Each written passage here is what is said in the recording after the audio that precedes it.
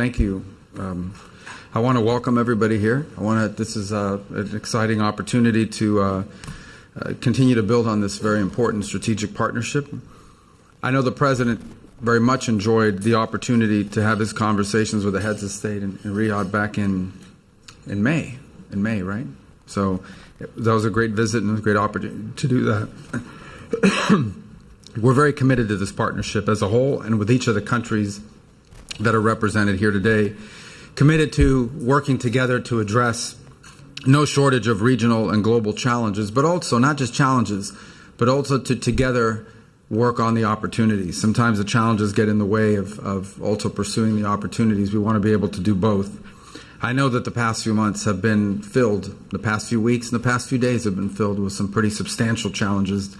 And so our conversations here are perhaps as critical as they have ever been. Each and every one of you is a trusted partner, an important partner of the United States, and we want to work together and continue to work together to achieve our collective vision articulated repeatedly by the President, including in his first term as President of the United States, to together achieve a level of peace and of prosperity unrivaled and unprecedented in the past.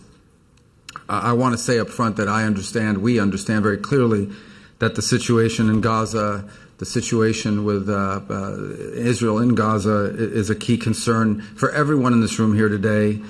We want this conflict to end. We want it to end immediately. The President stated that yesterday. We want it to end with every single hostage being released, both living and deceased. We want it to end in a Gaza that is free of terrorism, that is free of extremism, that does not pose a threat to Israel or any other part of the region, and where the Palestinian people, the people of Gaza, have an opportunity to live in the peace and in the prosperity that we all want, not just for the region, but for our own countries and for the world. And to that end, I know that some important work is ongoing in that regard, and I want everyone to know that. Many of you are aware of that individually, that some very important work is ongoing even as we speak, and hoping to achieve this as soon as possible. There are also some unique opportunities, exciting opportunities that I know we're working on together. One of them is the future of Syria, an opportunity that maybe 2 years ago, a year and a half ago would have been unimaginable.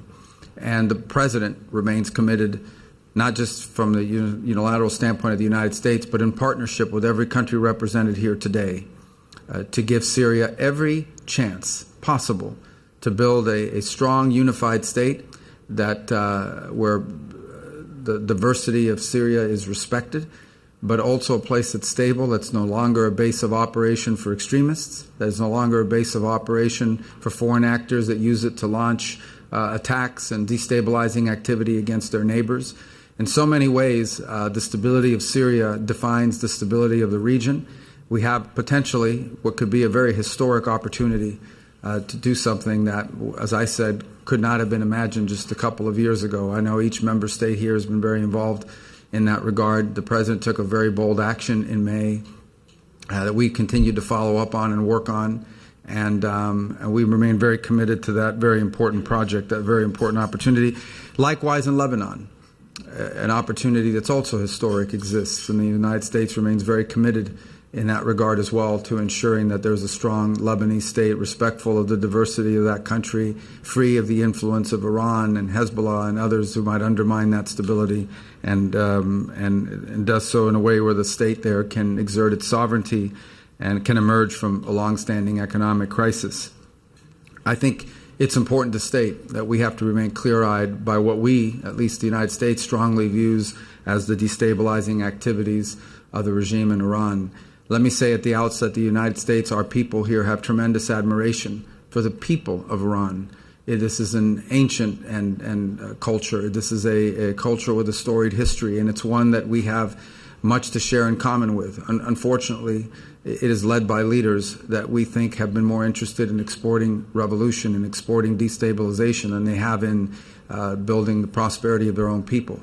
And as the President stated in his speech yesterday, we cannot allow the world's leading sponsor of terrorism to ever possess weapons of mass destruction like a nuclear weapon.